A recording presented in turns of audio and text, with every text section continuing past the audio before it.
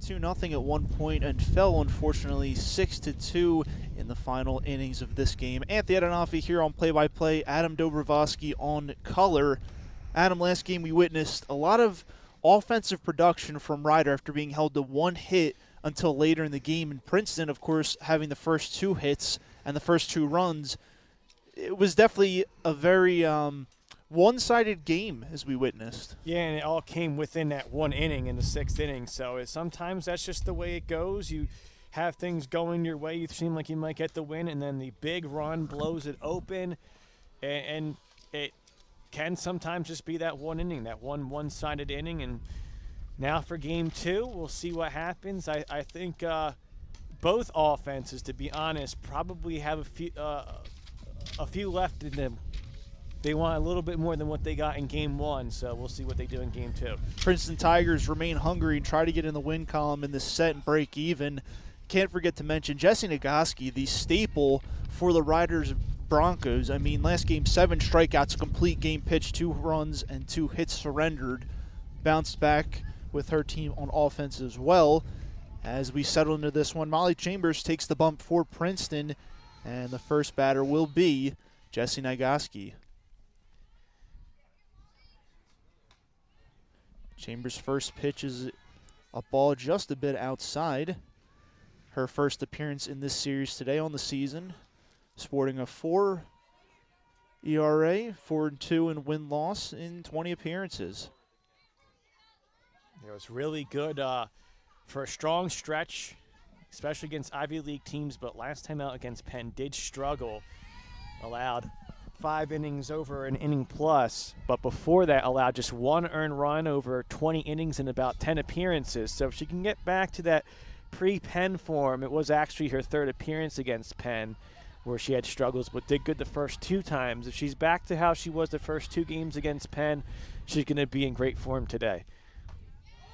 Chambers finally gets a strike going on Nagaski. Count will be 2-1 to start out the first batter here in game 2.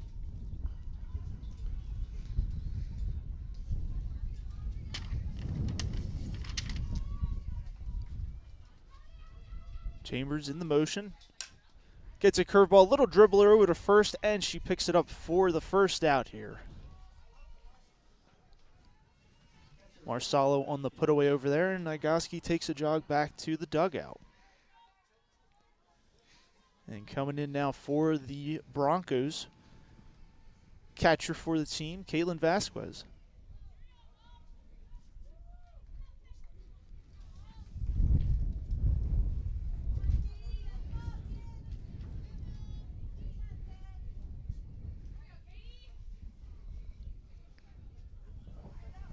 One of the top hitters on the team, Caitlin Vasquez, 389 her average.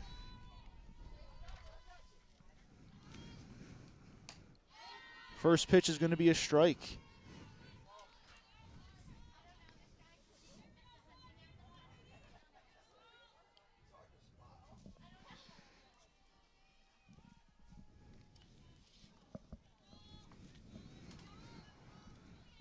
Chambers gets the sign.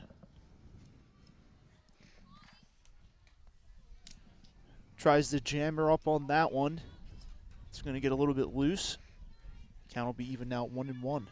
Yeah, very similar to who we saw in Game 1, Alexis Lawton-Slager, and even Allie Blanchard. Molly Chambers, a lot of plus pitches, moves the ball around a lot. The one bugaboo for this Princeton staff kind of all around is when the location is off, it can lead to higher amount of wild pitches and obviously a good amount of walks as well. And a beautiful curveball from Chambers gets in there for a strike. Took a chance throwing it right down the chute, but she gets right by, and it's going to be 1-2 now. Vasquez didn't have any appearances last game as she was batted for. Seeing her first bit of action here in this one.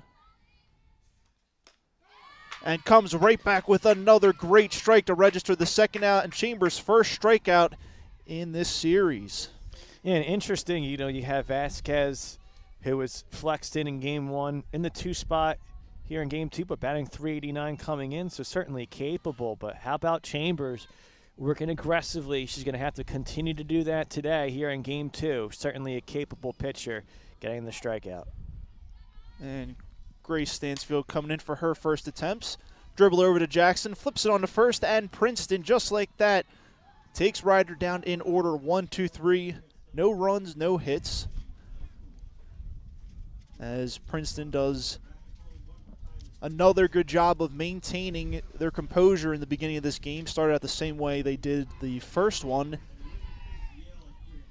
Not so bad from Chambers so far, Adam. Yeah, and good start for her. Obviously, the Tigers are going to have their lineup come up here against a pitcher in Catherine Schmeier, who's also been good. Both of these teams go 4 deep pitching-wise, and if any pitcher struggles, that might be the difference like it was in Game 1. But the Tigers, kind of one change here in the lineup that's kind of big with Kate Boddy coming up in the 2 spot, where Gianna Mavica got to start in Game 1 at second base and was, I believe, in the 7 spot. So a little bit of a change here for the Tigers in the lineup, and I'm curious to see how they do it against Schmeier, who obviously the Tigers haven't seen this season. And Schmeier, again, as you mentioned, first time Tigers are taking on her on the Riders this season. She's first on the team in the least amount of hits allowed with 47, as well as walks, only 14 given up.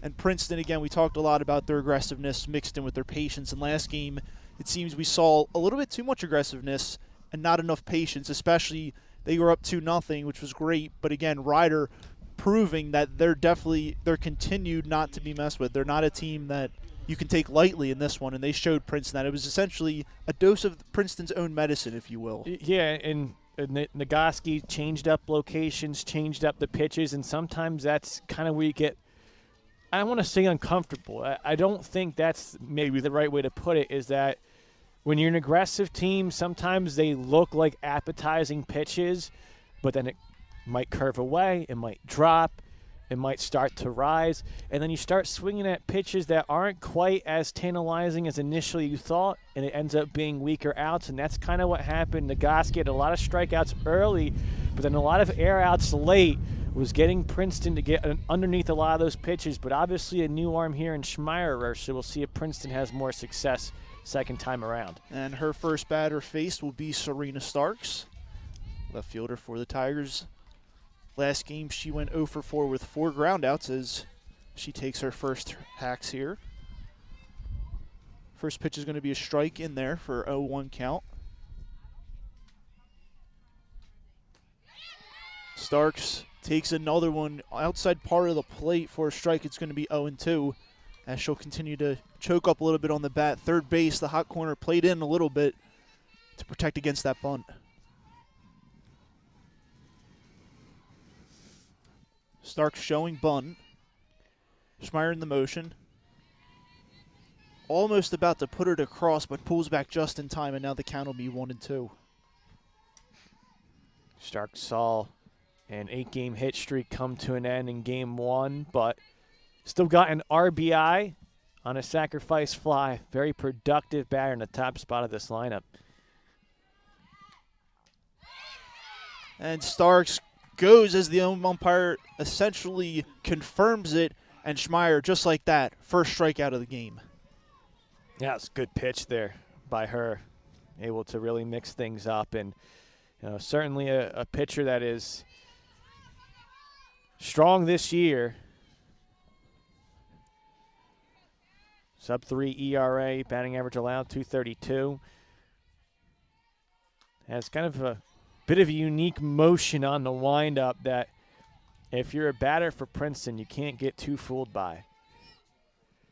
And Kate Boddy coming in for her first piece of action today, playing second base for the Tigers.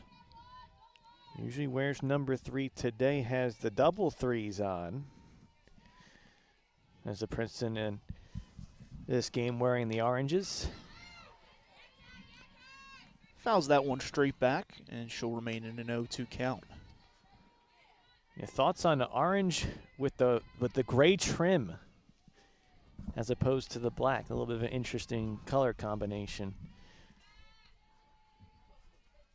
Schmeier has body where she wants her, looking to put away her second batter. As she does so, blows the fastball right by body. Second strikeout in a row for Catherine Schmeirer. And not a whole lot of strikeouts coming into the game. 23 strikeouts in 53 innings. But so far from what we've seen from her, she has the ability to blow by hitters and fool them. So good start for her in the circle. And this game may very well be what we saw for the first about 5 innings of game 1. And Sophia Marcello rips that one just over the outstretched glove of the shortstop. And just like that, Princeton, first hit of the game.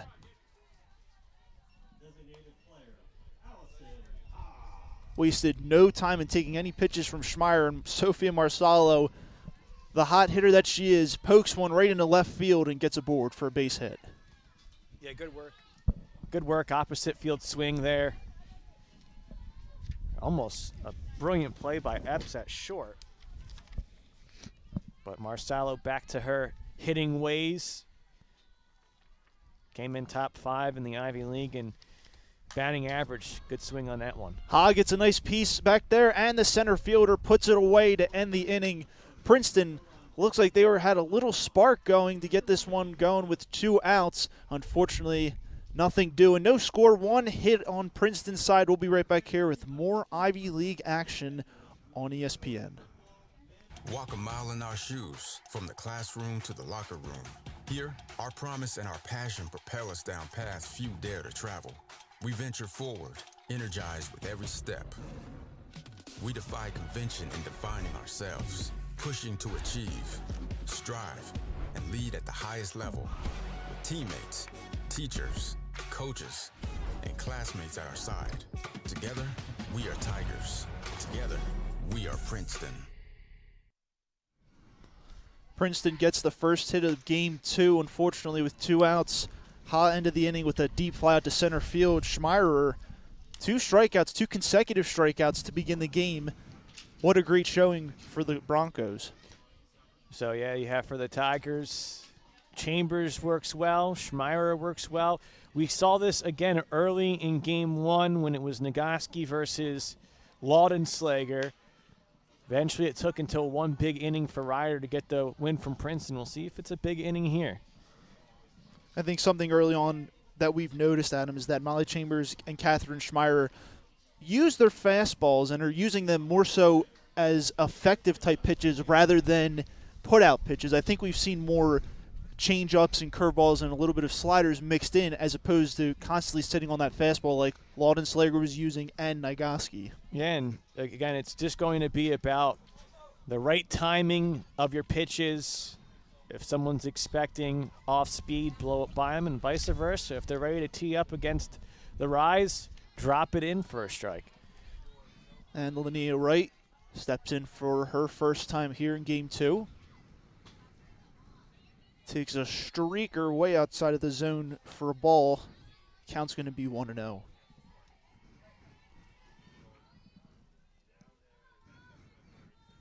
Right, 250 batting average, right at the Mendoza line. 28 hits and 19 RBIs on the season. And she looks to face off against Molly Chambers. Chambers' next pitch down the middle, gets it over to Hoffman, and the recorded out at first base is the first one here in the top of the second.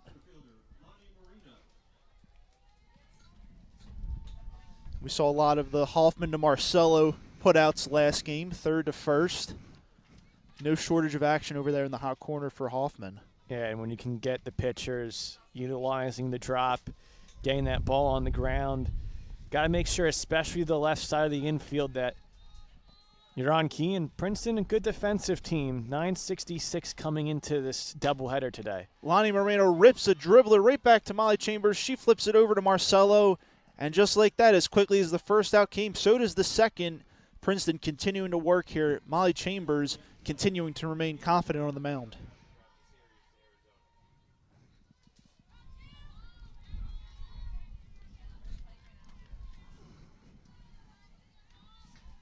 And now we have Kayla Crowder coming in.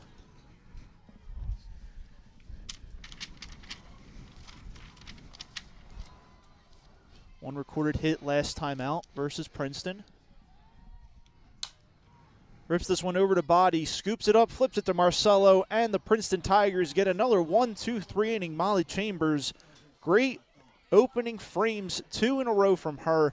No hits, one hit, no runs as we head to the bottom of the second with more Ivy League action on ESPN.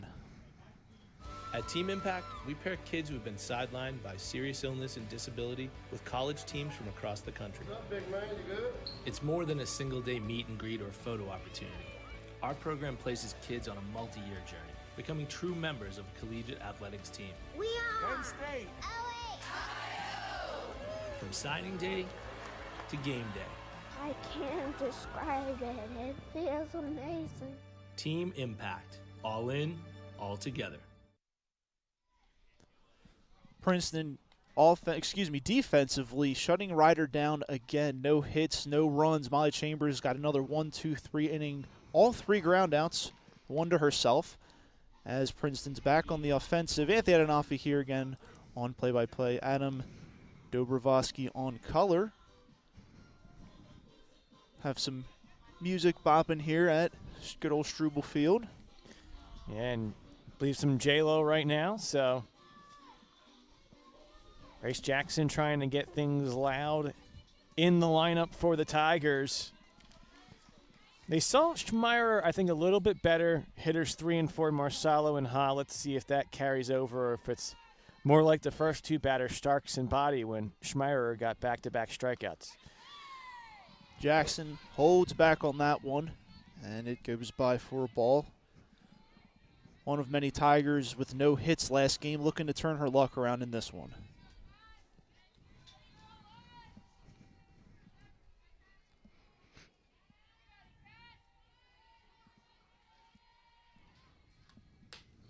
Swings right through that one. Schmeier with a good fastball, and count will be even out 1-1.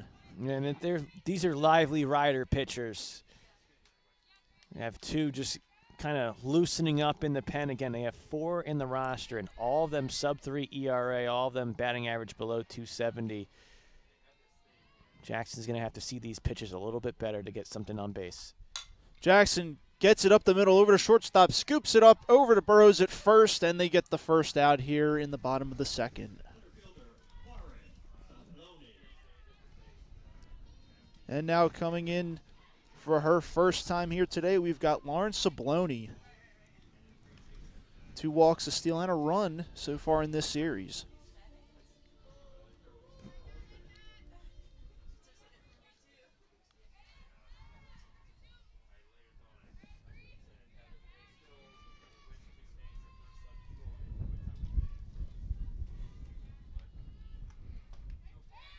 First pitch is going to be a ball to Sabloni.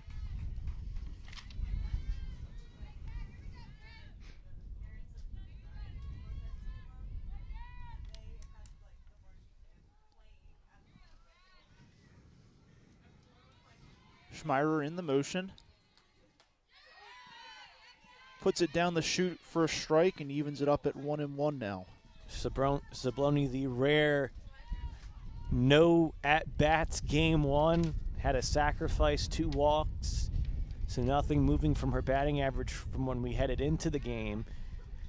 Well, she's trying to get something kick-started here for the Tigers. Fouls this one back and out of play. Watch your heads over there as Finn almost makes the catch on the foul ball.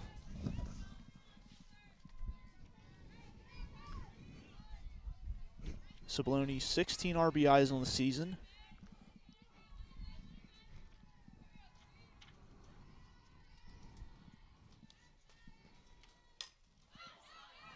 Schmeier jams her again, and this one fouled out of play.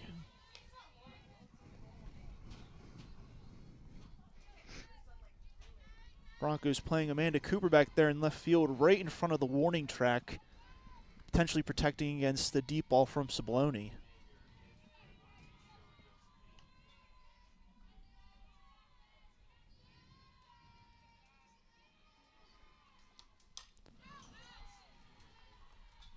Sabloni's 3rd foul ball here to remain alive in the count. It's a good battle here with 1 out. Sabloni, certainly as she's progressed in her freshman season, proving her ability to show some power, plenty of speed, but overall just great contact. Trying to find one to drive now here on the 1-2 pitch. Schmeier tries to put her to sleep with the special stuff. It doesn't work, however, and the count will be even now at 2-2.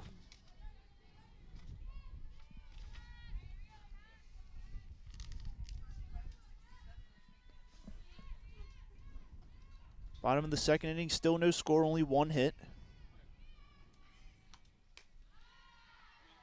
Another ball that seems to have gotten away from Schmeier, and the count will be full now. Well, this is what happens sometimes when you battle tough as a batter. Increases your odds of getting another ball into the count. Question here is, now that it's back-to-back balls, can something get over the plate here for Schmeier?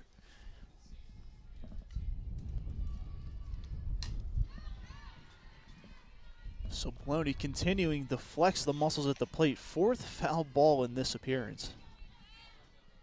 Yeah, so a lot of pitches in this count. I believe now pitch number 10 of the plate appearance coming up. Schmeier second on the team and lowest opponent batting average, .232 on the season. And yet another foul ball by Sabloni. Looked like there was some change of speed there, and Sabloni good to kind of hold back a bit. Wasn't going to have a chance to drive it, so just fends it off. Still trying to find that one that can open up the eyes and see a drive.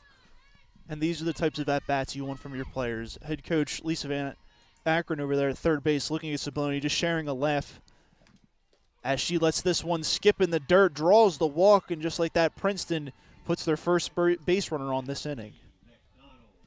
Yeah, and a great at-bat, or I should say plate appearance, because it's not an at-bat for Sabloni. Still doesn't have an at-bat in this doubleheader. But now McDonald up to bat. She had a sacrifice in game one. This with one out. Interesting to see if Van Akron will want a bunt over to put an RBI opportunity for Haley Hoffman on deck. Sabloni at first, McDonald at the plate. Down the middle, off Schmeier's glove. She recovers it, gets the out at first. Stansfield secures that one, and Sabloni moves into scoring position now. 2 outs with Hoffman due up. Yeah, that won't act as a sacrifice, but I won't count as a sacrifice, I will say, but it acts similar to that.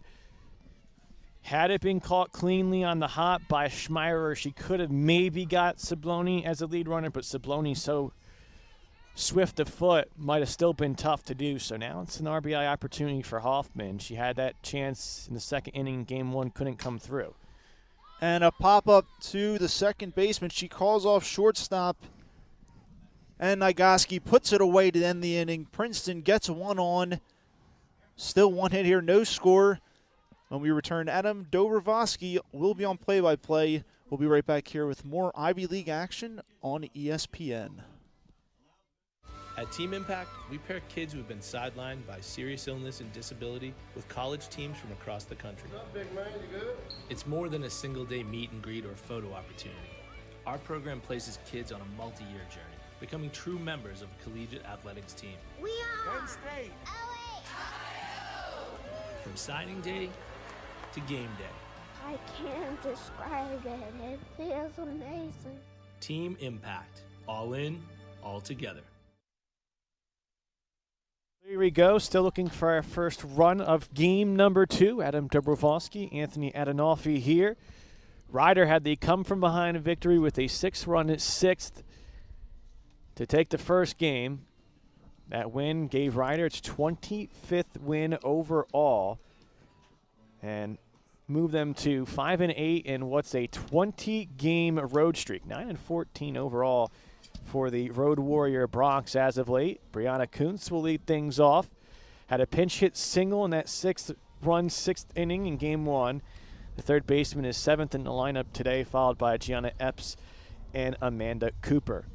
Princeton's loss, meanwhile, dropped them to 22-14-1, but now 10-4 here at Strubing Field this season.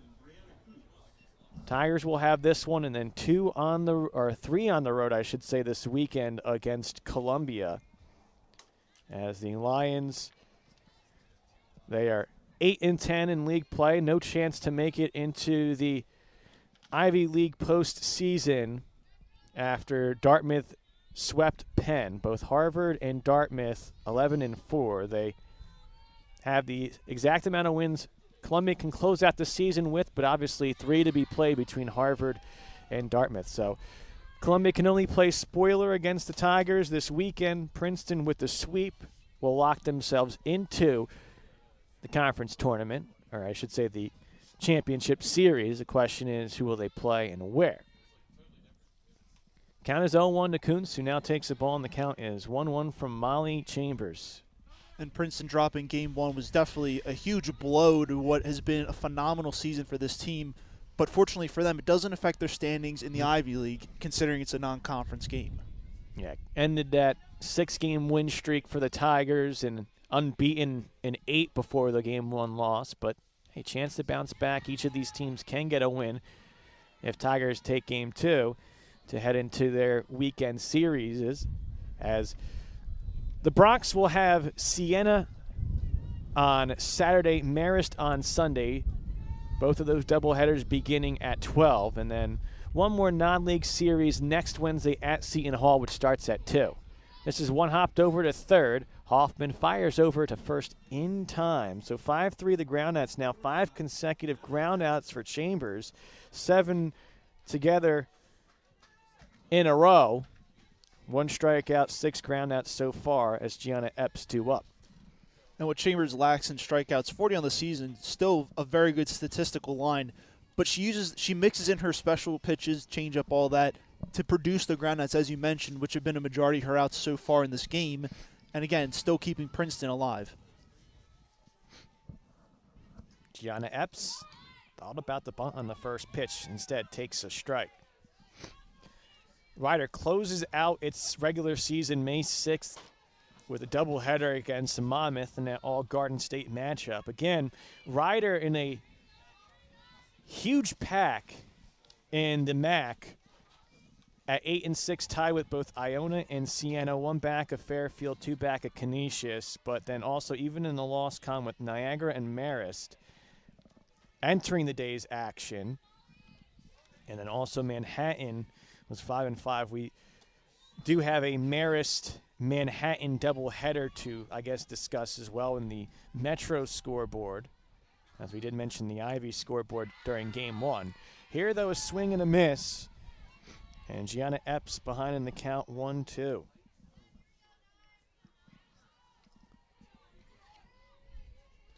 And Ryder struggled against Manhattan College in the doubleheader, as we mentioned. 13-4, they got outscored between the 2 games overall, 8-18. 1-2. This is a slow roller to third. There's not going to be much of a chance for the throw. Hoffman will try anyway. It's wide, and that will allow an opportunity for the advancement to second. Probably should have just been eaten there. It's going to be a single plus an E5, and a runner suddenly in scoring position.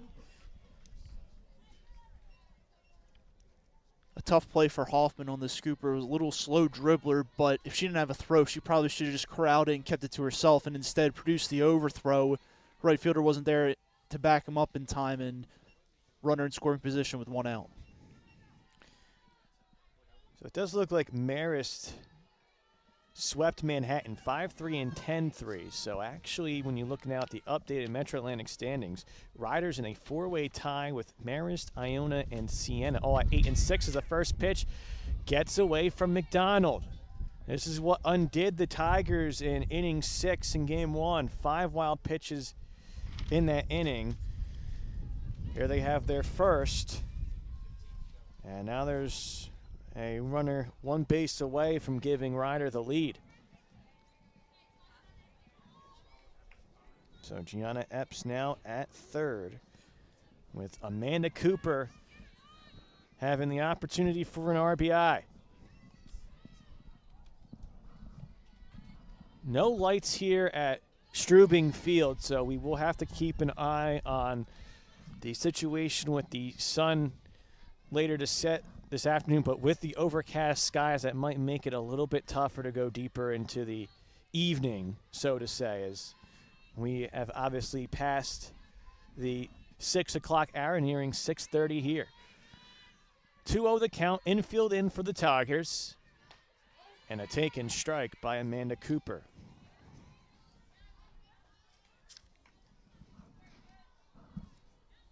And take a look at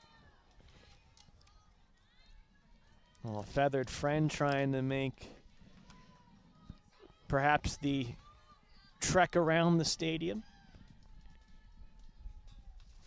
2-1, off speed, swung on a miss, snap throw to third, tag applied, not there. But now the count 2-2 for Molly Chambers. And Cooper, one of Alexis Laudenslager's strikeout victims last time around, and walked as well, so looking to produce in a large spot again in this one. Cooper, 27 strikeouts this season, leads all Bronx batters. 2-2, that one wasted into the turf. Kind of just got away there from Chambers, so the count now 3-2. Tigers infield remains in. If Ryder leaves on contact, there will be a throw home. Chambers looking towards the Princeton dugout, now to her pitch card. And she'll have the payoff pitch to come against Amanda Cooper. Swing and miss, strike three. Second K for Molly Chambers. One time through the lineup. We have two away, top three, and the lineup flips over to Jessie Nagaski. Molly Chambers really using that fastball to the best of her ability, pushing right by Cooper. And as you said, team leader in strikeouts. Went from 27, make that 28. Nagaski grounded out to first, her first time to the plate. So far, no air outs recorded by Molly Chambers in the circle as a first pitch strike taken. 6 ground outs, 2 strikeouts. The lone hit for Ryder, an infield single. But Epps at third with the help of an E5 and a wild pitch. 0-1 misses low and away. Ryder had 5 of its 6 hits in one inning against one pitcher as Megan Harrington struggled in her outing for Princeton.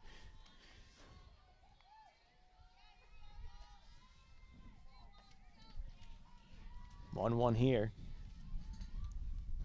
And that one misses into the turf. So back-to-back pitches where Chambers was well outside, that time much lower. Now a favorable count for Jessie Nagaski, who entered today's action leading Ryder in batting average. Has a hit in 32 of 45 games this season. Had earlier in this year a 13-game hit streak from late February into mid-March. 2-1. A rip and a miss. Big pitch for Molly Chambers to make it a 2-2 count. And Nagaski unlucky last game with any hits, 0 for 4 at the plate. Looking to turn it around here. 2-2 count, a good fastball, and mixed off-speed pitches with Molly Chambers on the mound. It's a tough battle. A windup. And a 2-2 off-speed this time and sent wide of the bag, foul first base side.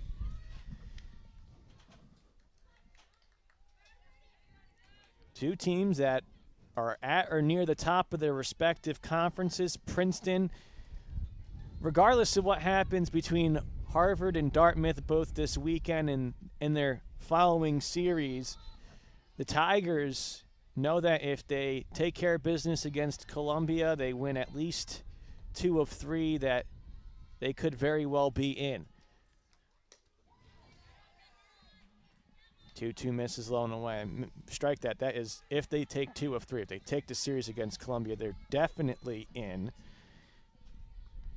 giving them a return trip to the ILCS. Meanwhile, Ryder still 6 conference games left. They try to make the MAC tournament for the first time since 2006 in the normal variety, after making it last year in a best-of-3 variety when they fell in 3 games to Canisius.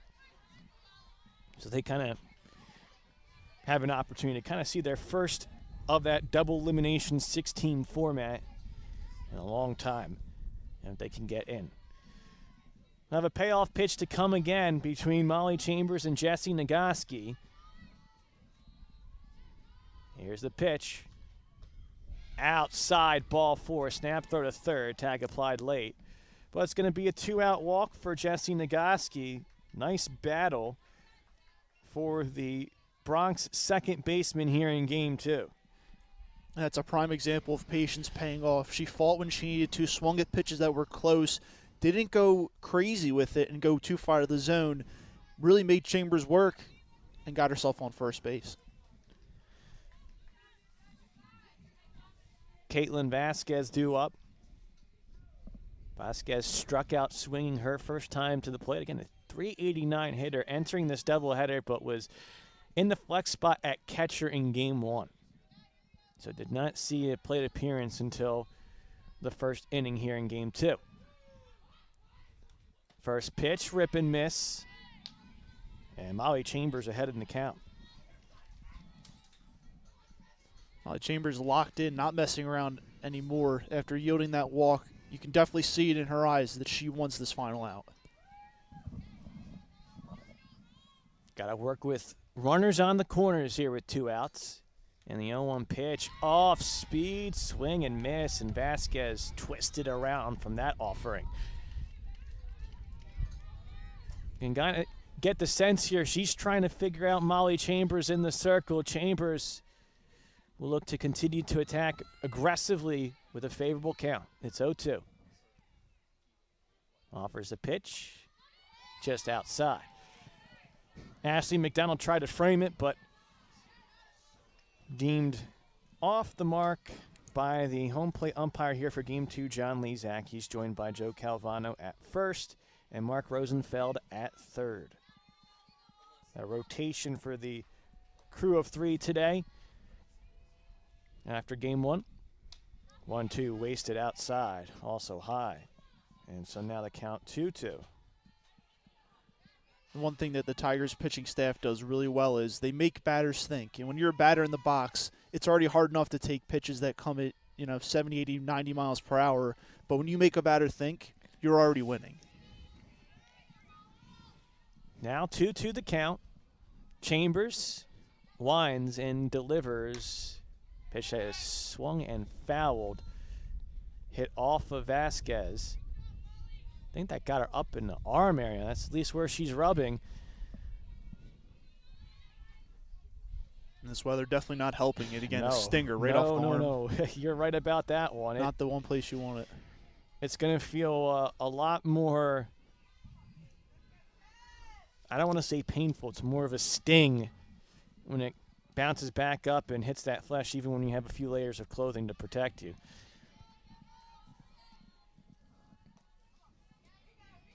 Two again the count. This time it's swung on and missed. It's back-to-back strikeouts for Vasquez at the plate.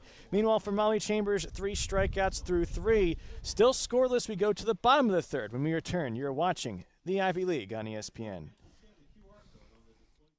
I thought booth 47 was Lords of Triniton. Lords of what? Rick, it's the portal. Give her the password. Golden Unicorn. Oh, the comic convention was last week. What? This is an insurance convention. Some insurance companies are known for their mascots. NJM is known for outstanding service you can count on. Do you cover chariots? You could save up to 20% on your auto insurance with NJM, if that's what you mean. It's a minivan. Her name is Pegasus, and she's your ride home. Okay. Tigers set to complete their first time through the lineup as Madison Hamilton will have to face Catherine Schmeierer, who through 2 innings has not allowed a run, 1 hit, 1 walk, 2 strikeouts. Tigers leaving on a runner in each of their first 2 times to the plate. Here at Strubing Field for the second of 2. The last game the Tigers have to prepare for their final Ivy League regular season series. It is Saturday and Sunday at Columbia. For Saturday, it's slated to be 2, and then Sunday, 1. First pitches for the opening games of each day at 12:30. And obviously for the Tigers, they want to take the series against the Lions. If they can get the sweep, there is a chance that they will be back here at Strubing Field for what will be May 13th and May 14th softball best of 3. The Tigers last won their Ivy League championships in 2016 and 2017, and you see here again all games airing on ESPN+. Interesting to see this one go down to the wire, and it won't finish on Saturday, pending what goes on for Dartmouth and Harvard, as Harvard has itself a series to make up as a bunt attempt by Madison Hamilton's popped up. There's one away. Good on the Tigers trying to get the jump on the Broncos, but a misplaced bunt like that always going to cost you.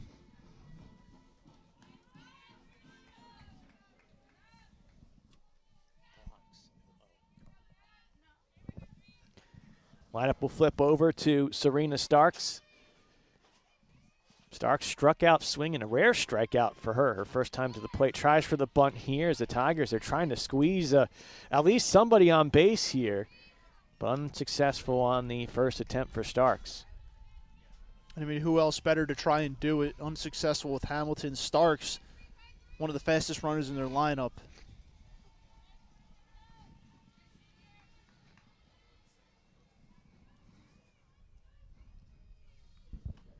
A 1 taken outside. And so now the count even. Serena Starks has been the linchpin atop the lineup in that leadoff spot. Left-handed hitter, can slap if need be, but really provides more of a full complement at the plate for the Tigers in that leadoff role. Takes this one in high and tight. And so now a favorable count, 2-1. The sun trying to peek out here on what has otherwise been an overcast Wednesday afternoon. No precipitation today, but temperatures feeling a lot more like early to mid-March than late April. That's a quick toss by Schmeierer, excuse me. Makes it 1-3, 2 up, 2 down here in the third, no score. Kate Body due up. Body struck out swinging her first time to the plate.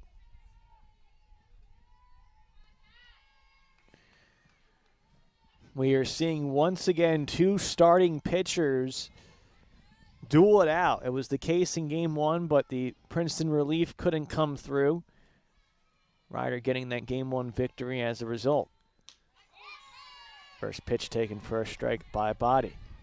But I will say this, if you're the respective coaches, Devon Ortega for Ryder and Lisa Van Akron for Princeton, this is what you want from your starters midweek just to keep that flow going for the weekend play. It's a good showing for the playoffs and what's to come, essentially.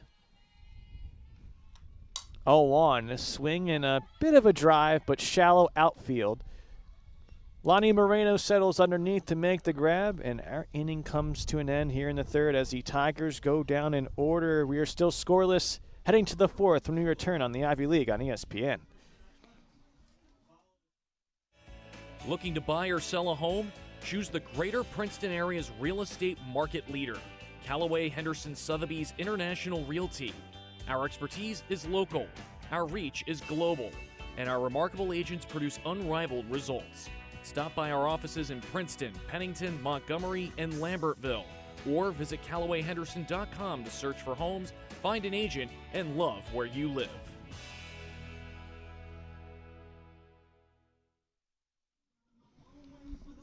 And to the top of the fourth we go, still looking for our first run here in game 2 as Molly Chambers is going to head back into the circle facing the heart of the Ryder lineup. The Bronx will have Stansfield, Wright, Moreno, hitters 3, 4, 5 due. Although outside of 1 inning, and really you could say 1.5 inning, hits have been at a premium for these two sides. Ryder had 5 hits in the top of the 6th in game 1. And besides that, Anthony, a combined 5 hits between the two teams. So it's been pitching dominated, which isn't entirely surprising given what the two pitching staffs have done this season, but given what the two lineups have done, it is maybe something we didn't think would happen in both games. Yeah, and again, early on, like you'd mentioned, no success between both teams. Princeton eventually got out, but then later inning antics by the Bronx, they turned things around, 5 hits, 6 runs in 1 inning.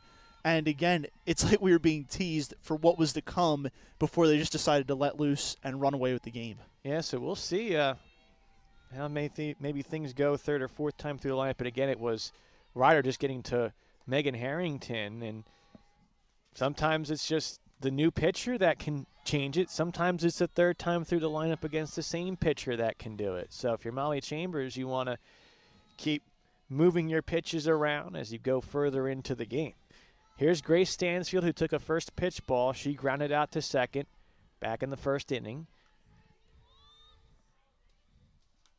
Takes this one in. Oh, that hit her by the knee, but she's quickly trotting over to first. Looked like she had a chance to duck out of that one, but good thing she had the shin guard on.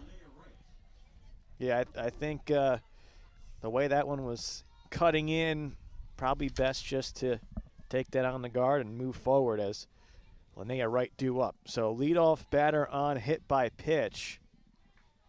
And we'll see if Ryder tries to maybe squeeze one or sacrifice one ahead. Runs may be at a premium here, not just because of the way the pitchers are going, but our friend to the right of us, the sun setting, might make things a little bit tough to go deep into the game, whether it's the full 7 or extra innings. Bunt is placed. It's a nice one. Hoffman will go for the lead runner. It's in time. Good job by Haley Hoffman. It looked like she got the runner, Grace Stansfield, by about a half a step. There's one away. I think that was one of the last things I expected Hoffman to do on that. It was a bang-bang play, very tough indeed. Right in your home plate over to second. Great throw by Hoffman to keep the Bronx with 1 runner on. Well, after that E5, I think she might have felt she had something to atone for and showed it there with the throw. 5-4 on the fielder's choice. Getting the lead runner out and making it 1 away for Lonnie Moreno, who had a multi-hit game in Game 1. Swings at this one, and it's going to be Sabloni not making the catch. Tried to call off Serena Starks. It squirts off her glove. The wind took that one probably away from Sabloni. E8 is the call, but I think that might have been Starks to make. It was definitely in the Bermuda Triangle of the outfield, right in between, left and center field, and Sabloni didn't call her off till late, but it was also Starks who didn't duck out till late, and Sabloni had to reach over to try and make that catch and made it that more difficult. That's the second error for the Tigers in as many innings. What has usually been a stout Princeton defense all of a sudden makes it 2 on and 1 out. This was also what ailed the Tigers in that big inning against Megan Harrington, because what could have been 1 out, 1 on became nobody out, 2 on. Harrington was not able to stop the rally. We'll see if Chambers can do it here in the 4th. Kayla Crowder now ahead in the count, 2-0. Crowder grounding out to second, her first time to the plate. And so here we go. Similar scenario perhaps to the big inning for Ryder in Game 1. Again, so far Chambers has allowed just 1 infield single, no other hits so far. And offers a strike that Crowder takes on the outside corner. Make it 2-1. Chambers showing fight in this at-bat after falling behind 2-0. Dealing with 2 runners on, 1 out. A challenge indeed, but for Molly Chambers, it's a welcome challenge. And she has gotten better as the season's progressed. 2-1. That one into the turf, now behind the count 3-1. It was the Penn outing on Sunday after 2 saves on Saturday that undid her run. which was all of .35 over a 10-outing stretch. It wasn't actually the hottest streak coming in, because that was Alexis Laudenslager, who's was at .33 in her last 6 before the 5 shutout innings in Game 1, so that'll go even down or down a little bit more in her last 7. This is sent over to second. Body's only going to have the underhand toss to first, but that's fine. They make it a second out. And now, with runners at second and third, Brianna Kuntz will be the last opportunity. Good idea by Body out there to just roll with her momentum as it was going towards first to secure the easy out. Still runners in scoring position, but now 2 outs. Chambers can work out of this. Any runs that score in this inning will be unearned, but obviously Chambers doesn't even want a unearned run allowed on the board with the score still knotted at 0. Kuntz, single in Game 1, ground out in Game 2, takes a first pitch strike.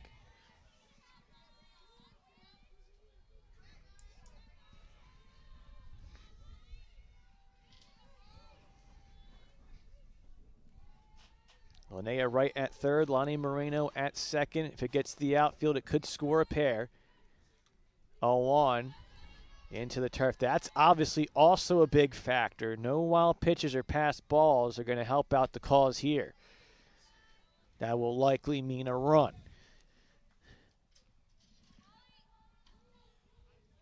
Count is now even at 1. Here's Chambers with the pitch. Rip and a miss. And Kuntz behind in the count, 1-2.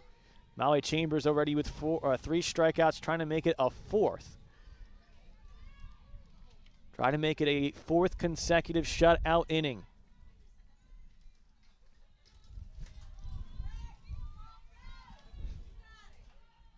Here comes the 1-2. Off-speed swing and miss. Beautiful stuff by Molly Chambers as Ryder gets on a pair but unable to score. We are halfway through 0-0 the score from Princeton, New Jersey. Looking to buy or sell a home? Choose the Greater Princeton area's real estate market leader, Callaway Henderson Sotheby's International Realty. Our expertise is local, our reach is global, and our remarkable agents produce unrivaled results. Stop by our offices in Princeton, Pennington, Montgomery, and Lambertville, or visit CallawayHenderson.com to search for homes, find an agent, and love where you live.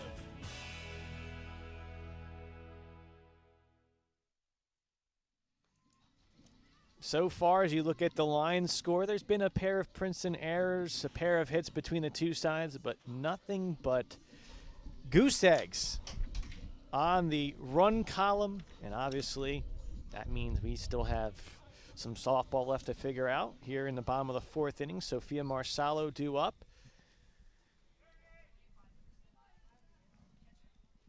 There's going to be a defensive change here at catcher. And a continuation in the circle for Catherine Schmeierer.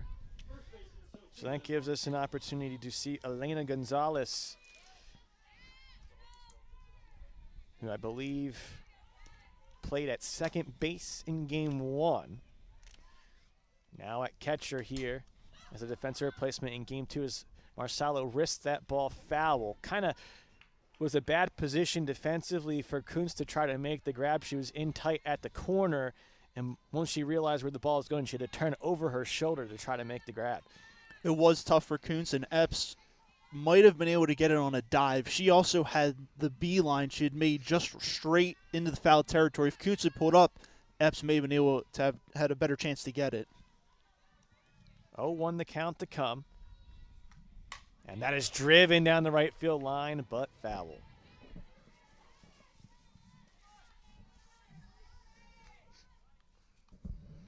Marsalo got ahead of that pitch. Good contact. But now it's a favorable count for Catherine Schmeierer, who threw 3 innings, allowing just a single, a walk, and struck out 2, but the single did come from Marsalo opposite field. 0-2, Another early drive. That is to the Princeton dugout where Molly Chambers is kind of keeping herself loose. Another 2-strike count to come. I think Marsalo pulled out her golf clubs on that one, had to go real down and under to get it.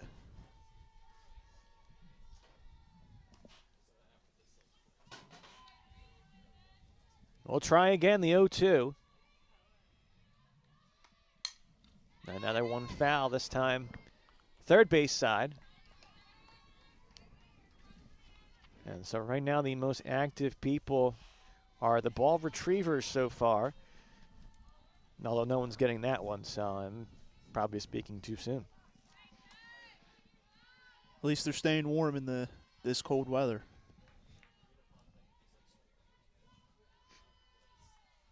Oh, 2 off speed. This has drive, but it's going to fall in for a base hit.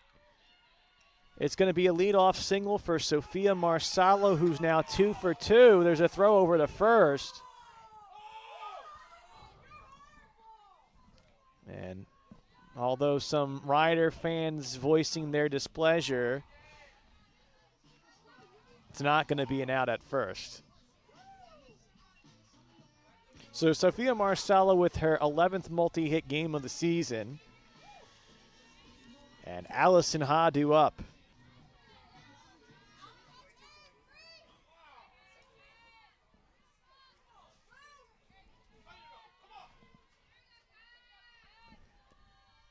Ha waits the first pitch offering.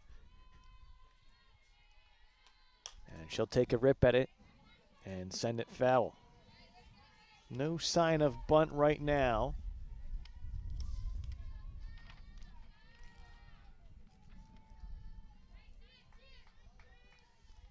Ha 0 for 3 in game 1. Looking to produce here. A rare quiet day for her, especially how she's been batting as of late. Now we'll try to put down the bunt, pulls back as the late throw goes over to first. Ball was lost on the tag anyway by Nagoski. Sophia Marsalo not a huge threat to steal. The first baseman this season, 6 of 6 stealing. But obviously just want to keep her honest. The 1-1 now to Ha. And that's a taken strike. The count is 1-2. So swing, pull back on a bunt, take. Several different looks that Ha and Coach Lisa Van Akkeren have been trying to present to the pitcher, Catherine Schmeierer, but it's not phasing her. Here comes the 1-2. Off speed, check swing. Did she hold back? Peel to first. Says she did hold back, and the count 2-2. Pretty nasty pitch, though. Yeah, I was fooled for a second because it looked like she had broken the plane on that. But as you said, definitely a lot of mixed signals between Ha and Van Akkeren over there. Again, just like with pitching, they're keeping the batters on their toes. Van Akkeren's trying to do the same with the plate. So now it'll be a 2-2 count to Catherine Schmeierer, or from Catherine Schmeierer. And this is going to be a slow looping, rolling ball. Underhand toss from Stansfield to Nagoski, who covers at first. 3-4 on the ground now. It's a productive out. And a runner's in scoring position for Grace Jackson. I'm not sure if Grace has a particular game plan for the walk-up music. She had Outcast and Miss Jackson game 1. Now, again, using J-Lo in game 2, but I think good choices from Jackson. The 33-year-old in me appreciates that.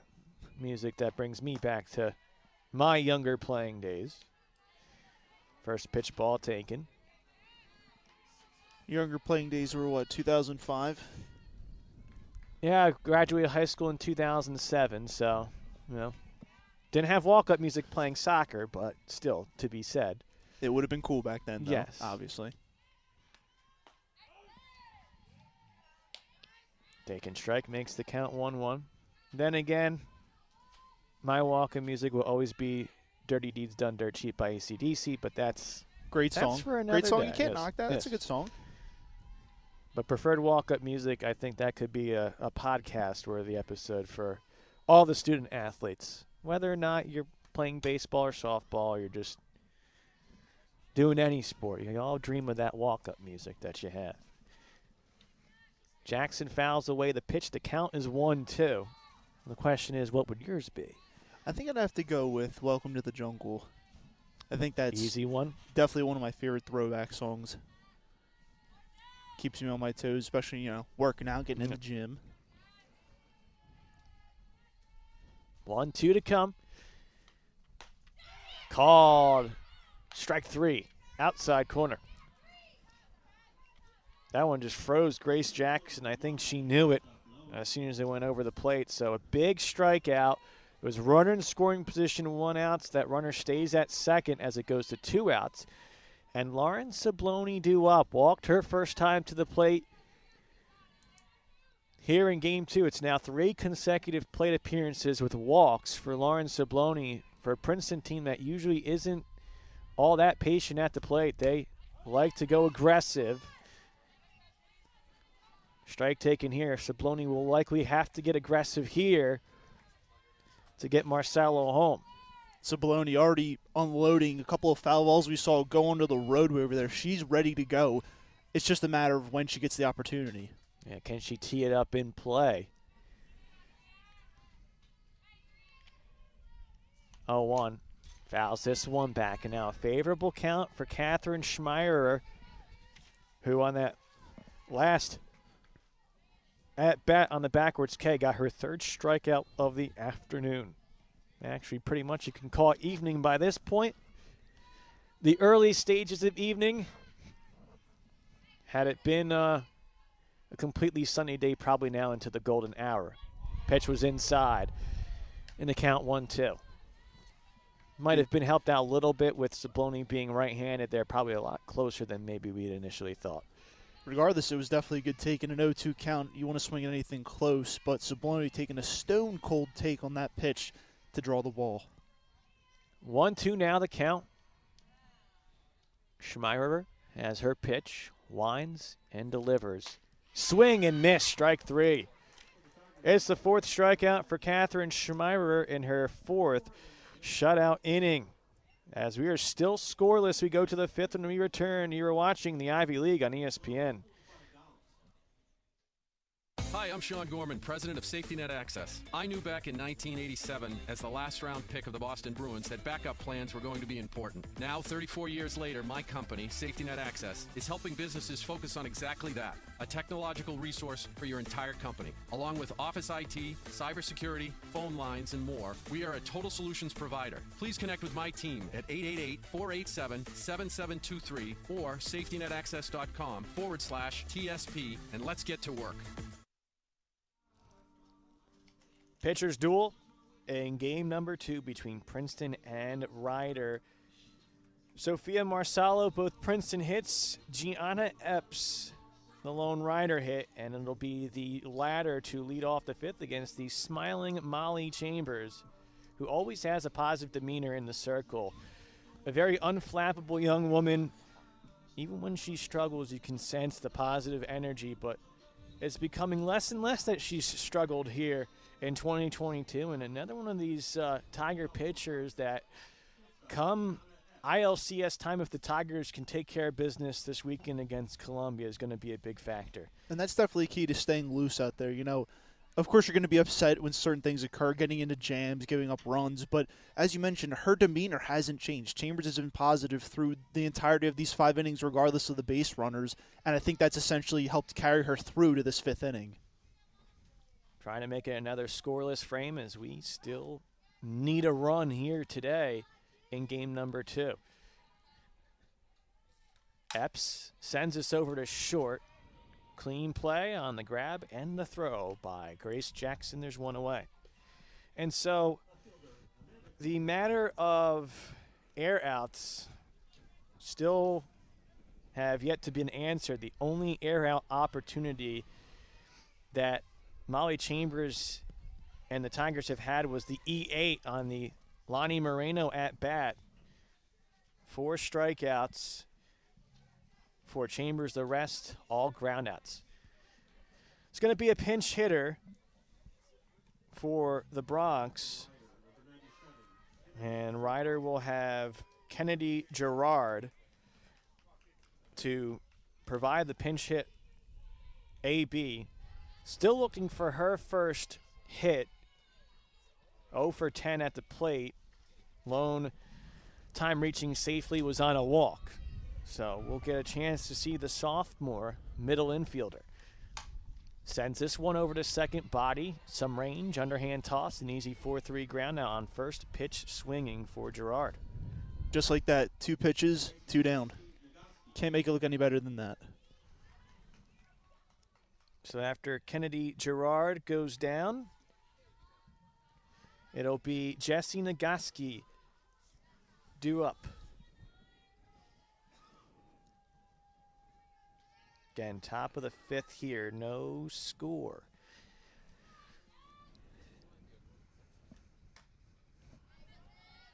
First pitch is taken for a ball. Nagaski walked her last time to the plate. One of 2 Bronx to get free passes. It was Stansfield taking a hit by pitch to lead off the 4th. And then, of course, Epps had the single in the 3rd. Nagaski now ahead in the count. It's 2-0. And Nagaski definitely having the best of both worlds. A great pitcher in her own respective right, as well as a batter. Number 1 in both. I mean, it's hard striking her out considering she knows both sides of the ball. 2-0. Fouls that one off. And what's still most impressive to me is she's able to be a leadoff hitter as well. Sometimes, you look at like an Allie Blanchard, for example. She can provide the power as a pitcher as well. Middle of the lineup run production, that's impressive in its own right, but to lead things off, you can also kind of be the trend center on the base paths as well.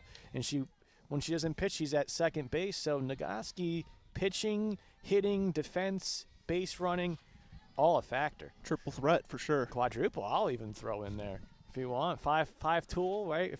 I don't know if she's making any throws from the outfield, but maybe she'll try that out next. And then she'll be complete 5 tool. 3-1, fouls this one off. Count is full.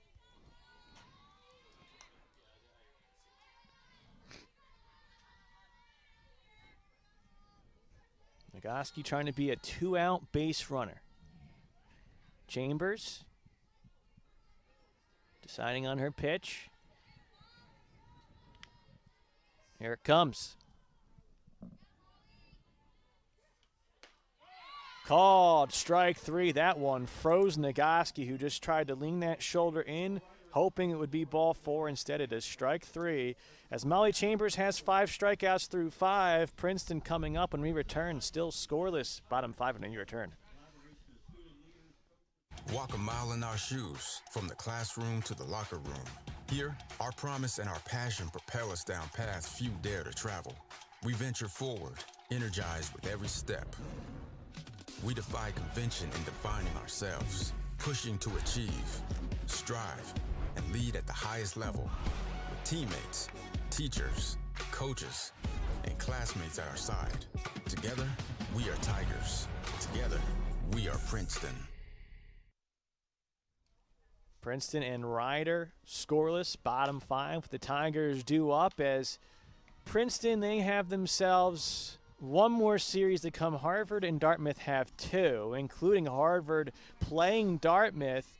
And Anthony, 3 teams with 4 losses. Obviously, Princeton, the 3 wins helped them out, but the result here is just key and simple for Princeton.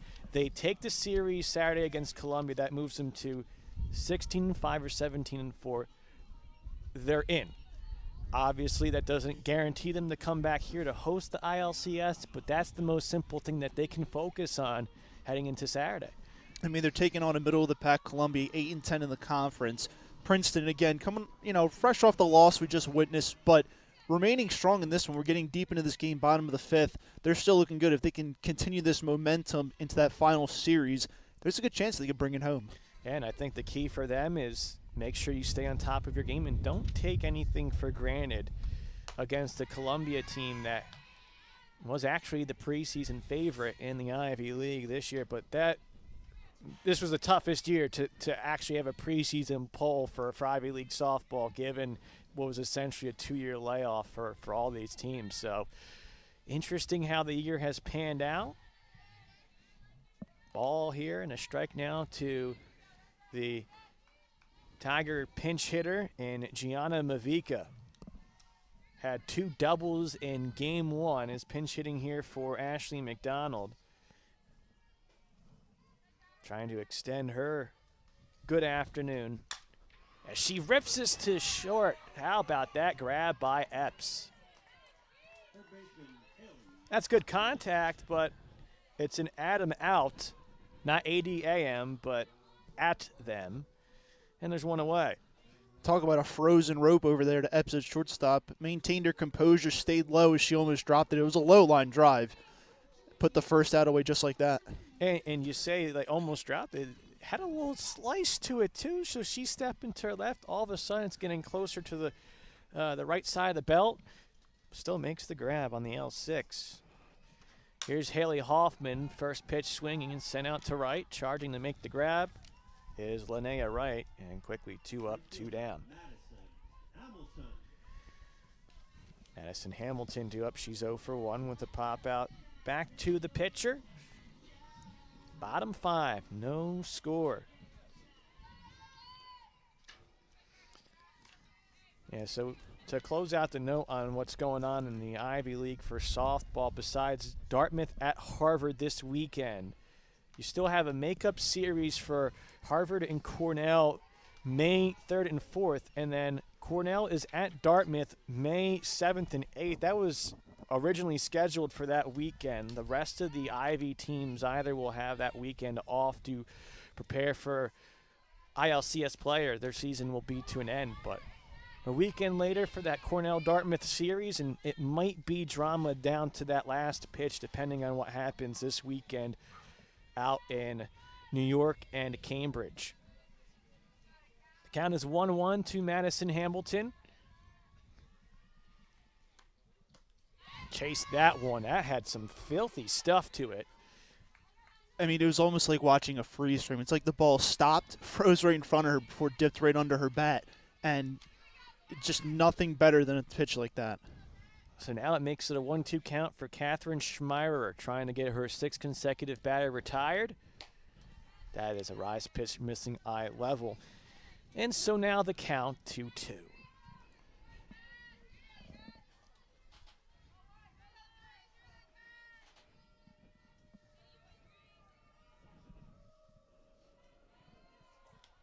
Off speed, sent over to third. Kuntz will grab, make the throw. It was a bit low, and it squirts off the glove of Stansfield. The inning stays alive on an E5.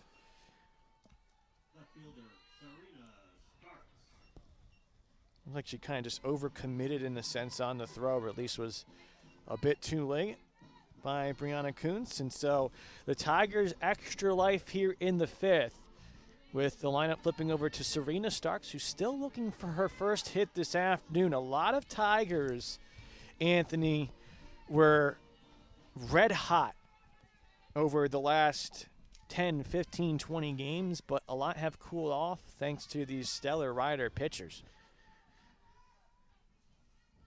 See if Starks can break things back in her favor. Swings at the first pitch, sends it over to second, but this will be an easy 4-3 ground out. So the Tigers get a base runner on thanks to an error, but nothing more. We are still scoreless. Let's go top 6 when we return after this short break on the Ivy League on ESPN. Walk a mile in our shoes, from the classroom to the locker room. Here, our promise and our passion propel us down paths few dare to travel. We venture forward, energized with every step. We defy convention in defining ourselves, pushing to achieve, strive, and lead at the highest level, with teammates, teachers, coaches, and classmates at our side. Together, we are Tigers. Together, we are Princeton. Well, this game's flying by so quickly, I almost forgot to mention that Anthony Adenolfi taking over play-by-play duties as we move to the 6th. Thank you, Adam. Heading into, as I'd refer to it, as the witching hour here later in the game, which last 2 innings of play before potentially heading into extra innings, or before our good friend the sun leaves us and goes away for the rest of the day. But Princeton, unfortunately, nothing doing at the plate. Down almost in order. Hamilton reached on an error. It was an unfortunate miss attempt on a scoop at first base on a pass ball before Starks ended the inning with a ground out to second. 1 out for Ryder, 2 for Princeton. Tack on 2 errors as well for Princeton, 1 for Ryder.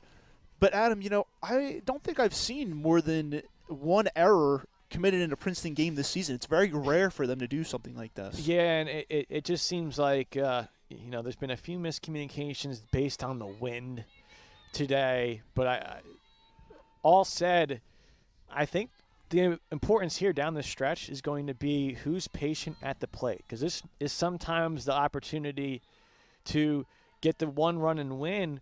But you look at the sun, it's leaving us.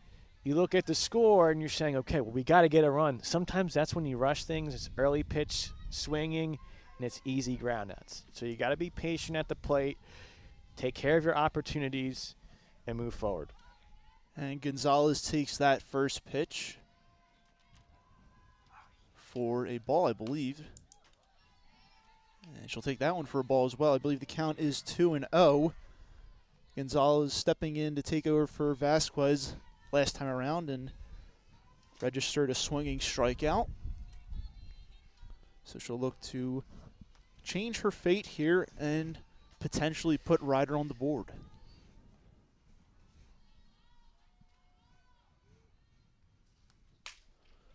Grounder over there to Body, picks it up, scoops it up to Marcelo over there at first, and the Tigers register their first out here in the top of the 6th.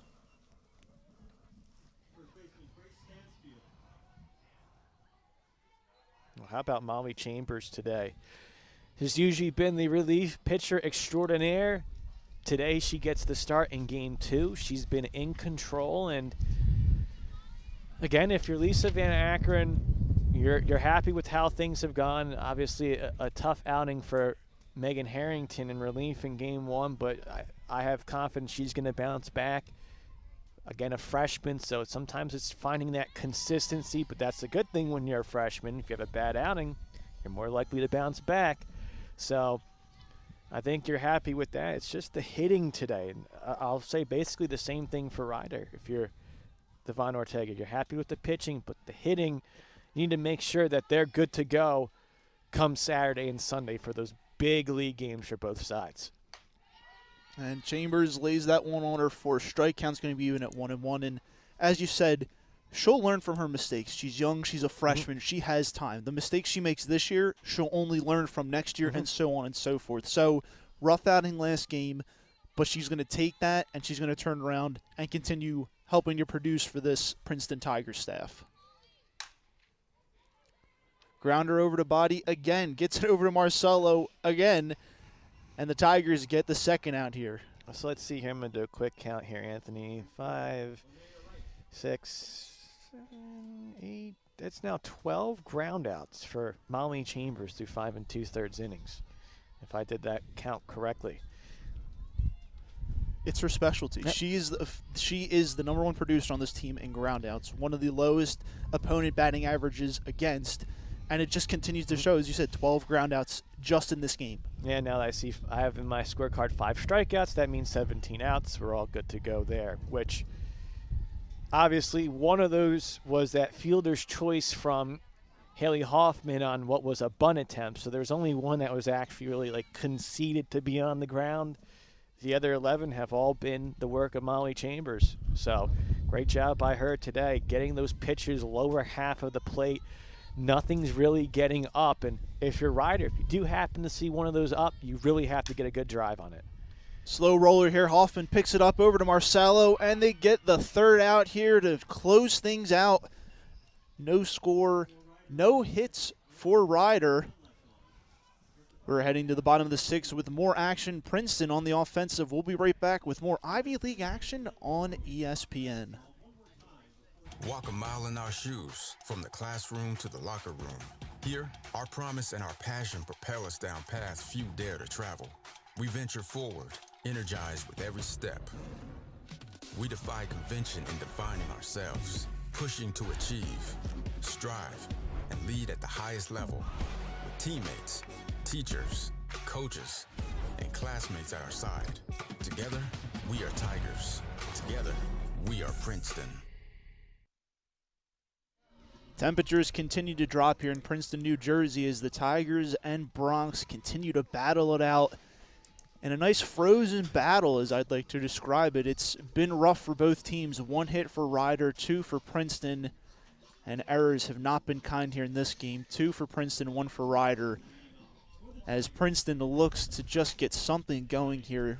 The lone hit of the day coming in the second inning, and just, you know, players here continuing to have struggles at the plate. So, Anthony, you're saying that the pitchers are keeping the hitters on ice? Is that what you're saying? That's how it feels. Yeah, that's how I'd here. like to. Yeah. It feels freezing out here as the sun continues to go down. And we of course, been under the backdrop of the scores table here. So we haven't gotten any of that brief sun that may have peeked out a few times here in the afternoon. But great job by these pitchers. Both games we have seen exactly why these two staffs are stacked and very much not yet in the books, but if they get to the postseason in the conference tournament, they're going to be a tough out at the least. Again, as you mentioned, Adam, just a tough out in the least sense of it all. Like, it's a good preview for what's to come. And I think regardless of winning or losing between both teams today, this shows that they both can fight and remain alive, as K-Body takes this one for a strike. Now, of course, we have the matter of this game to figure out, and I'll tell you right now, it's going to be tough. I'm imagining the best source of offense is on deck, and Sophia Marsalo having both Princeton hits, but. And a good ripper just off the outstretched glove of Kuntz, and Kate Body's aboard with her first hit of the day. Sat back on that one and ripped a liner. Kuntz almost had it, just couldn't react fast enough to catch it. Yeah, and we're just going to wait for the official score to be a single. As we know, our scorer, Andrew Borders, is going to take a peek at least the broadcast cut of the replay. You don't have official replay here, but I would tend to think probably on the side of the thumbs up for a single, but now Sophia Marsalo due up, and she's been so far the top player for Princeton. Favorable opportunity here, and now we get the thumbs up. It is a single for Kate Body. And Marsalo, the only one of two, scratch that would be a single for Kate Body. Yes. So as now it's officially confirmed. Yep. One of 3 hits for the Tigers now is 1 runner's on, and Kate Body, no outs. Marsalo in a good spot. Takes the second one for a ball. Count will be 2-0 to Marsalo. Well, this is really the first gut check pitch, I'll call it, for Schmeierer. Behind the count, 2-0. Runner on. Going through the heart of the lineup here, so they're not going to bunt. I don't think Princeton's going to bunt this particular inning. Get something over the plate, something that Marsalo doesn't drive, make the count 2-1. The pitch in the dirt, gets away from Gonzalez, and Body advances over to second. Well, that's unfortunately not what you want for Ryder, so it's going to be more of a gut check here for Schmeierer. That wild pitch doesn't end the game. It doesn't end the at-bat. There is now a free base and a 3-0 count and a dangerous hitter in Marsalo. I don't know if he walk her here or if he just try to battle back here, see what this next pitch offers, as it likely will be taken for a strike. And Marsalo rips this one on a line over there to Nagoski, and she reels it right in. Good heads up by Kate Body to stay close to second, as she does, and Ryder gets the first out here in the bottom of the 6th. Well, I was made to eat my words there, apparently, but it wasn't Sophia Marsalo that made me eat my words, because Jessie Nagoski ate that hit, which potentially could have went to the gap and scored a run. A big play at second by Jessie Nagoski, and now it's going to be Allison Haas' turn to try to produce the run from scoring position.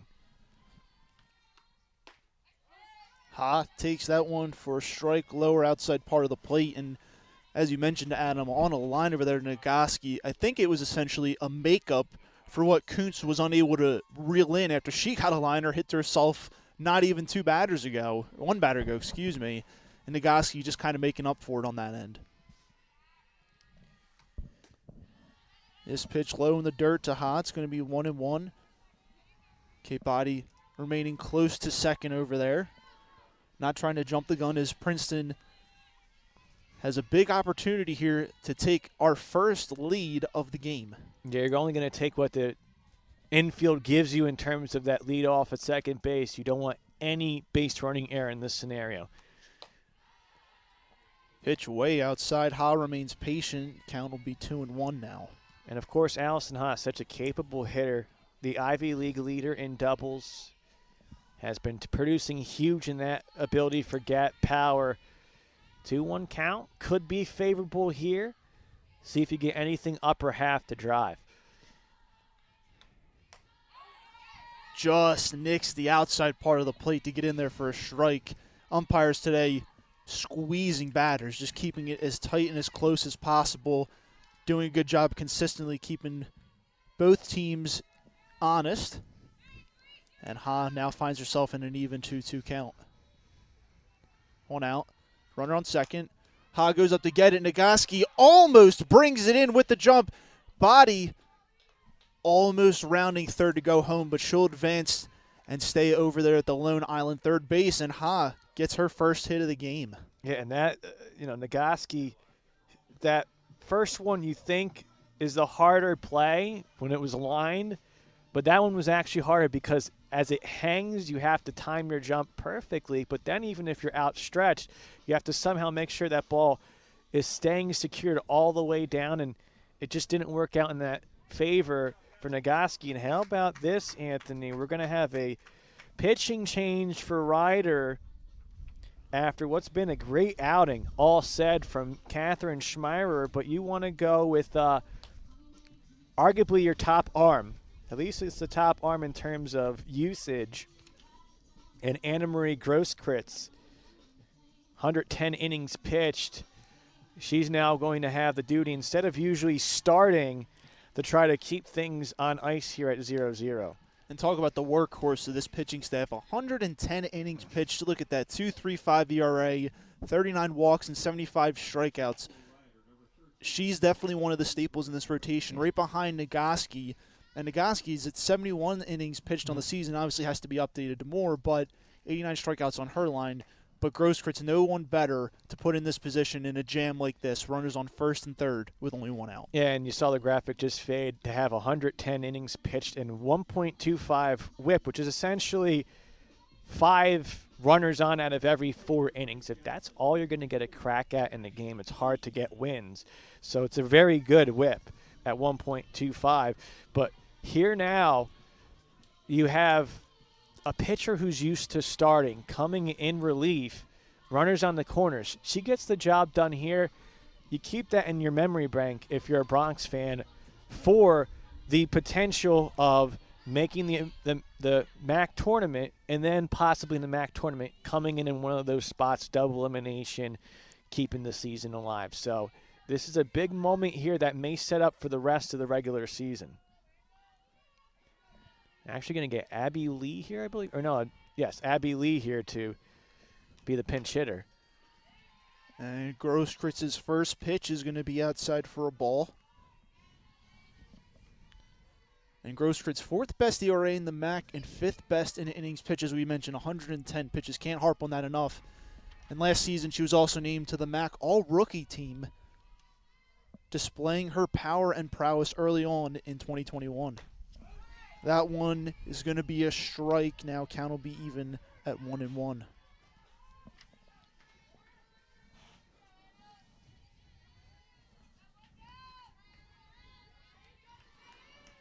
And again, Princeton, look up the word complacent in the dictionary. You won't find Princeton's name there. One to change things up. Lee tries to lay down a bunt, and it's going to roll foul as she finds herself in a 1-2 count. And you talk about pressure situations, getting the experience, keeping that in the memory bank moving forward with Adrian Chang dealing with an injury. We don't know how long she's going to be out. Abby Lee is, in a sense, right now the fourth outfielder. You want to give her a key at-bat opportunity to come through here. Runners on the corners with one out. Lee goes the opposite field. She'll foul it just outside of third base. It looked fair for a second. Kuntz did a good job to try and corral it. It looked like it had stayed fair, but she'll foul it down the line and remain alive in this at-bat. And it actually was going to force Kate Body to have to go back to third. So if you're the Tigers, you'll take it. And then because Kuntz bobbled it, you're going to take it as well. Both teams kind of fine with the reset here after the foul ball with 2 strikes. Lee, not a big sample size. 7 at-bats on the season. And she'll make the smart move of holding up on that one. Still working with 1 out here. Bottom of the 6th. Runners on first and third. And Lee just a freshman, so we really don't know much about her, but I'm intrigued by what she's done this season defensively and as a replacement, so big spot here for her. Lee goes fishing as Grosskreutz does a good job of getting her to do so. Second out now, coming up to the plate, Sabloni. Key opportunity for Princeton to put this one away potentially if they can close things out next inning. But again, nonetheless, still have had no lead here in the second game. Yeah, and that was one I think just where the inexperience, unfortunately, for Lee got her. She chased on something outside.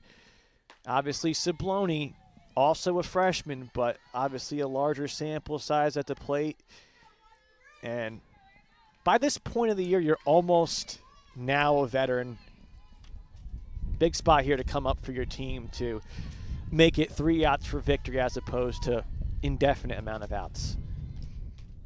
Sabloni lets it go. Body started to go, puts the brakes on, and runners will remain where they are. I thought Ha should have went, though. Ha was at first. She was obviously not the super meaningful run, but in that situation, they're not going to be worried about what you're doing. They're going to be worried about what's going on at third.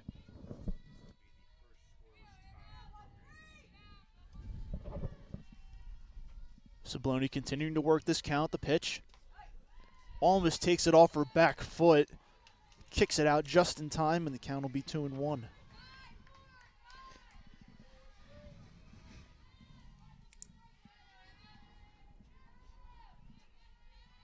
Both teams holding strong here. Bronx trying to keep the lone run of the game from potentially coming across. Grosskreitz's next pitch way outside for a 3-1 count to Sabloni. Interesting spot here as the Tigers have, I believe, another potential pinch hitter on deck, but Ashley McDonald was already re-entering, so big moment here.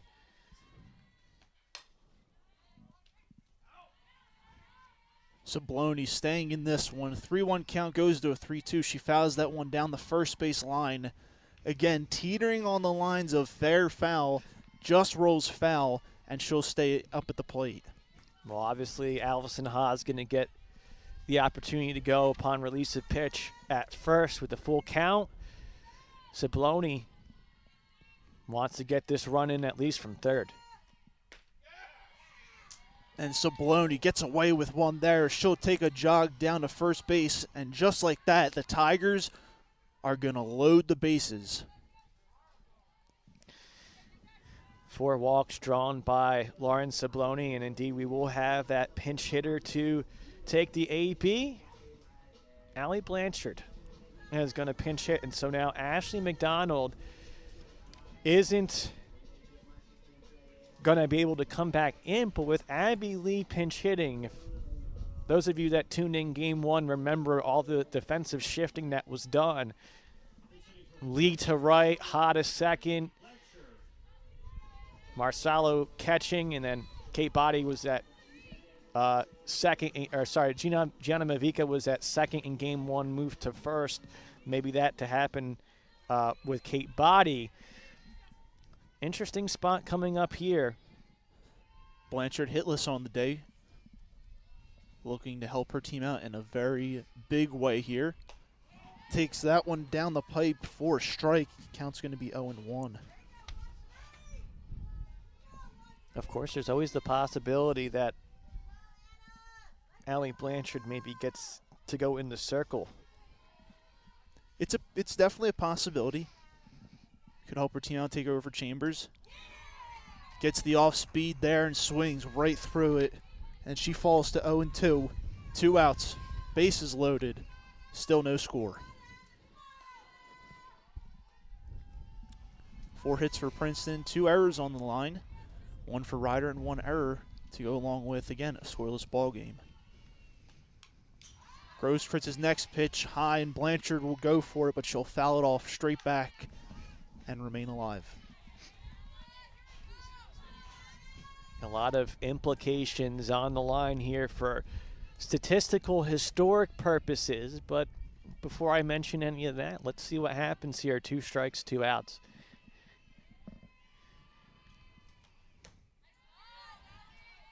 Holds up on that one as the pitch gets away from Grosskretz, and it'll be 1-2 now.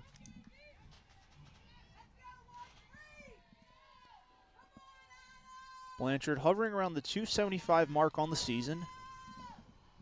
10 RBIs to go long. Next pitch. Another one straight down the chute, and Blanchard will foul this one out.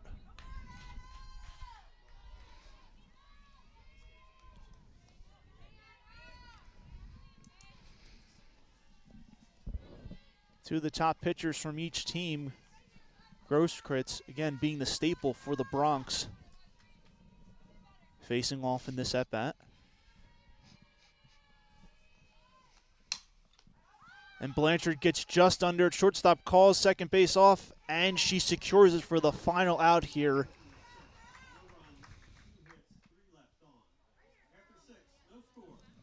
And Princeton will squander a very large opportunity here. Well, we see the teams here before we go to break. They're huddling up, and we don't want to go to break just yet. I was at least teasing the potential of history here. We had 19 years between ties for Princeton University softball when they had the tie with Lehigh. Now it goes 2 weeks. They're calling this game due to darkness, and it is the first scoreless tie in Princeton University softball history. Anthony, we're here for history. Not sure we were expecting that type of history, but obviously great pitching from Molly Chambers and Catherine Schmeirer. Anna Marie Grosskretz, she's not going to get credit for the save, but kind of a half-win save in a sense, because you take the half-win with the tie instead of the loss. But now Princeton, 2 ties in the same season. It is not the typical way things usually go, but we had ourselves a pair of games here. You know, Adam, we saw a lot of unconventional things occur today. And this is definitely not something I expected, honestly, as you and I had both said. But this game did start a little bit later, considering the first one with the Ryder had this, the 6-run inning. And Princeton, I think this is probably the lowest margin of them being outscored this season. I mean, on the series so far, well, this is the only 2 games, they got outscored 6-2, and that's it. And I think, obviously the factors when it's a midweek game, you're going to have the 3 o'clock start time. Students need to get their classes in. And so if it was a 12:30 game, you're not thinking about any of this. Anytime the first game goes long, you starts to creep in your mind, and we're going to see a tie. And I just think for these 2 sides, the most important thing was the pitching did well midweek. That's still going to set up to continue to play well over the weekend. Now for the offenses, you're not entirely pleased. You're not entirely insulted. You're kind of in the middle. You work on it during practices, and as long as you get back to it on the road this weekend, you'll be fine for both teams. Closing it out here, scoreless tie first in Princeton's history. Great game played by both teams. Bronx take the series and an outscored total of 6-2. Anthony Adinolfi, Adam Dobrovitz, as we say goodbye here with Ivy League action. Stay tuned as we have more coming up this week when Princeton takes on Columbia.